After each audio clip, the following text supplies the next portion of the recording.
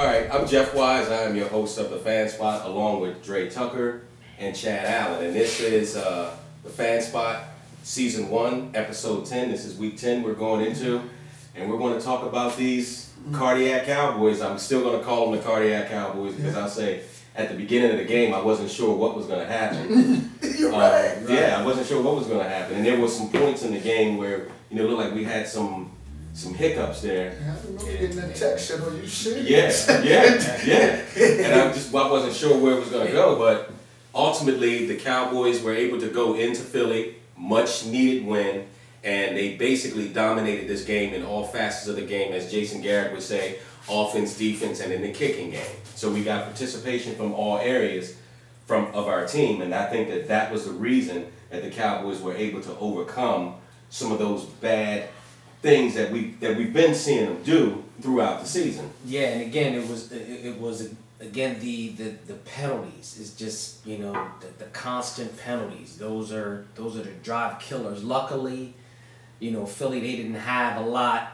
of offense to go on, but we were still committing silly penalties, just constantly silly penalties.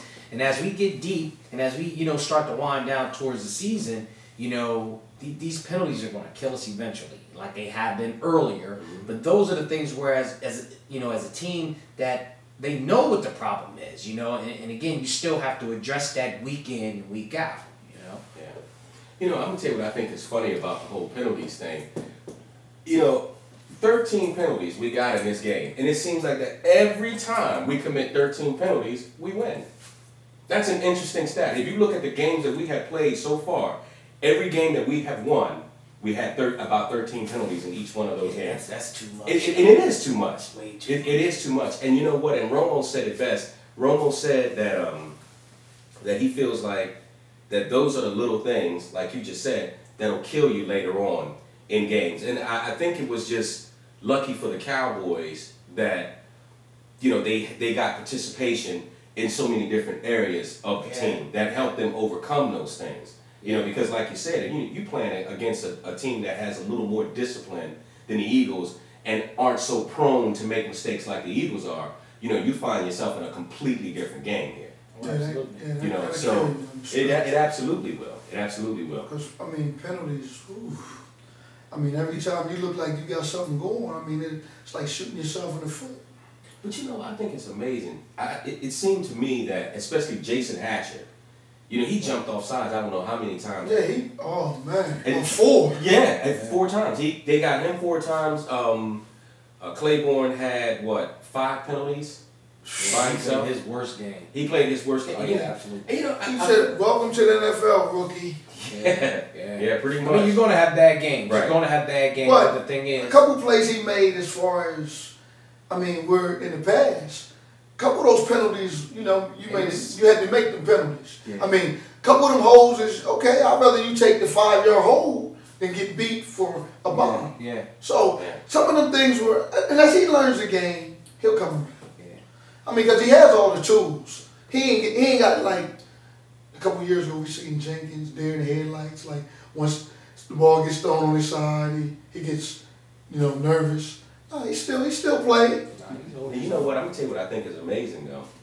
They were saying that they felt like it probably would have been better for him if we had a Mike Jenkins, because you realize Jenkins is hurt.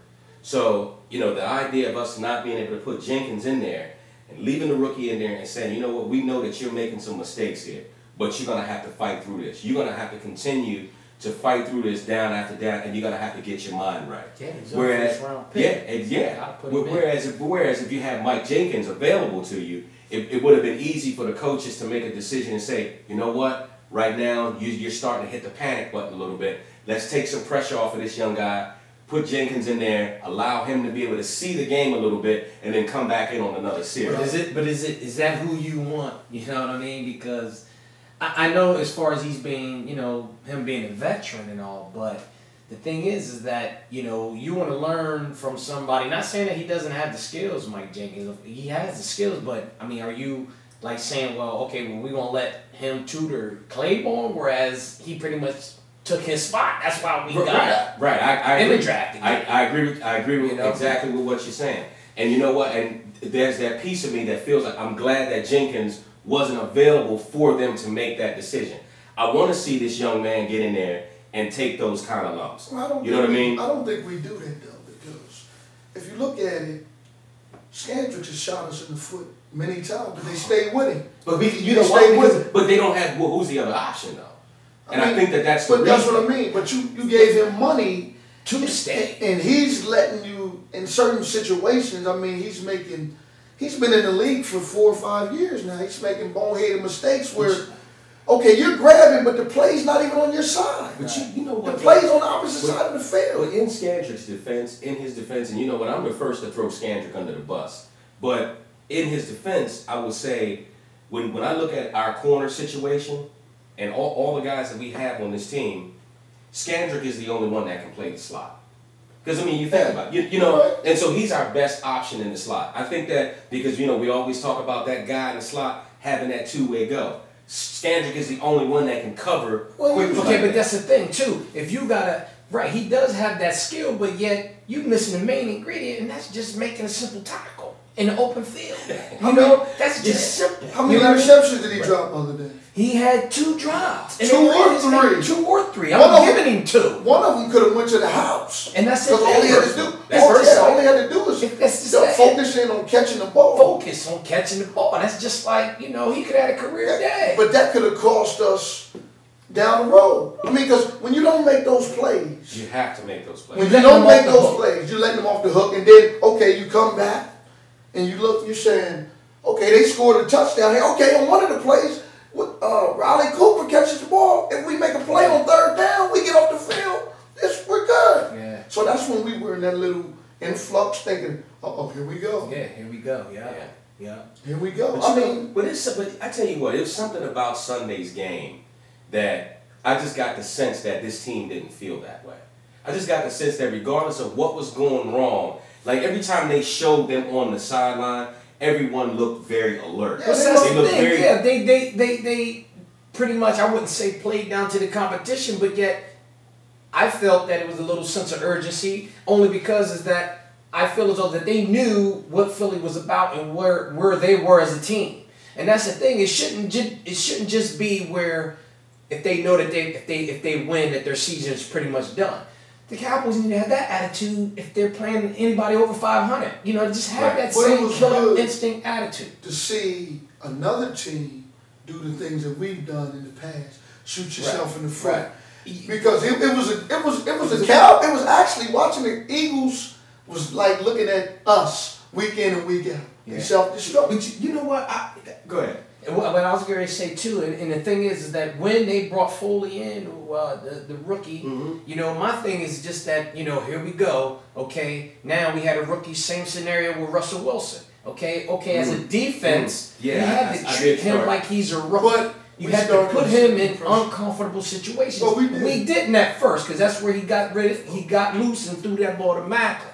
But then we start locking down. Now we start putting heat on him, and then you can tell. No defensive assignment was missed when Macklin. You don't let him just run free straight down the middle of the field. You want to know what? And I tell you something. I'm glad that Rob Ryan steps up to the plate, you know, and he makes, you know, he accounts for those sorts of things. Because here's the bottom line. You go back and you look at the play, and the bottom line is Rob Ryan got a little bit too cute with his formations. He overthought himself.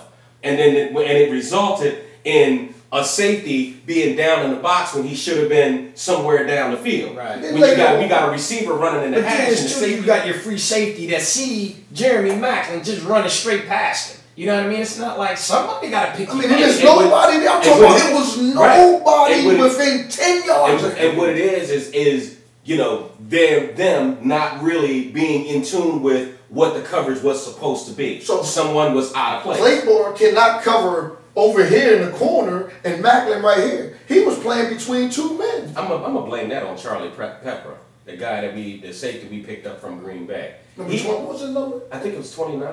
Yeah. No. Oh man. Because I seen him. I seen him. 26, I believe. But because I thought it was. I thought the guy was back. Because Church used to wear nothing. Barry Church, he was 42. 42. Oh, okay. Church, but I was thinking, it was 26 or something. Yeah. And yeah, I mean, I think that he was way out of place. Oh, And then we had this one play, man, where Claiborne had a corner blitz. Yeah. But it was like, it was so late. Like, Yeah, I don't it was know where. just too late. It was way, it was way too late, man. He was like 15 yards off the Yeah. ball, and then all of a sudden he comes running down, and I'm like, where's he going? Yeah. Where's your man? It's Where's like, he? if How you he ain't supposed to catching cover? within 2 seconds, man, somebody's gonna be wide open. And you see, know what I mean? right, and when I look luckily, at, right. luckily, Right. the rookie mistake didn't really read that Right. coverage. So Right. that's the thing, you know. And you know, as far as him being a rookie, you gotta make him, put him in just bad situations. And you watch when they play. Who the Philly got next week? They They play the Redskins. the Redskins. Okay, well the Redskins gonna do the same thing. They gonna try to send the blitz every down. Yeah, and that's really what was impressive, man. Because we were complaining about not enough pressure. Then you started to see Rob Ryan start dialing up. Because I've told you before, Rob Ryan can play call against a quarterback that's pretty much going to be right there. Right. Like Tom Brady, he always has a good defense for Tom Brady. Oh, absolutely. Because he knows, okay, Tom, it can sidestep this and that, but he sends them exotic, crazy blitzes. Right. And, I mean, second half, man, I mean, that punt return really did it, though. That's what changed the momentum. Yeah, Well, the Dez Bryant catch, yeah. touchdown, okay, that tied us up. Then we had to make a play. Right. And Dwayne Harris stepped up big. I knew sooner or later he was going to And break. that's the thing too, you know, when we look at that, we was even saying that a couple games ago.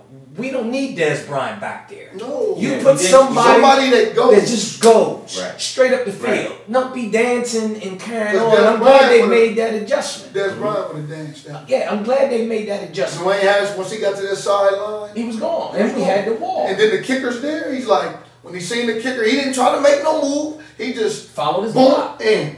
Yeah. Gone. And what we've talked about prior to that is the defensive turnovers. You know what I mean? We needed those defensive turnovers for touchdowns. You Right. know, because we haven't had any in a long time. Right. You know? Right. And we Yeah, but dialed that changes the complexion of the Absolutely. It game. absolutely does. You I know, mean, because we go from 17-17 to, in like 2 minutes and 35 seconds, we scored 21 points. So now Philly's on the ropes. They're like, because I mean, even the fans are like, hey, what happened? Yeah. I mean, we're here talking about the young boy. We're talking about the young boy. We're talking about Nick Foles. He's doing good things. Now we're down 31-17. Yeah. So now you got the young boy where he got to fight and get 2 touchdowns. right. Right.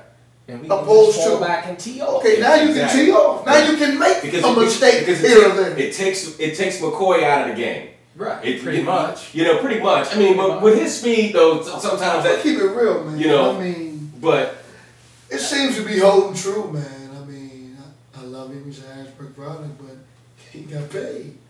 This season here is not the same season. I mean, regardless of, you can say it's Andy Reid, it's this. They say McCoy's not getting his touches, but he's second in the league in touches, 22 touches per. So chemistry's not the same. And hunger may still be there, but you ain't playing for your job no more. You ain't playing for no money. You playing, okay, now. Just to be competitive. you know what, and it's all about a mindset. But speaking of mindset, we're going to take a quick break, and when we come back, we're going to talk a little bit about the mentality of this Cowboys team and their mindset and where we think that they can possibly go from this point forward. So stay with us.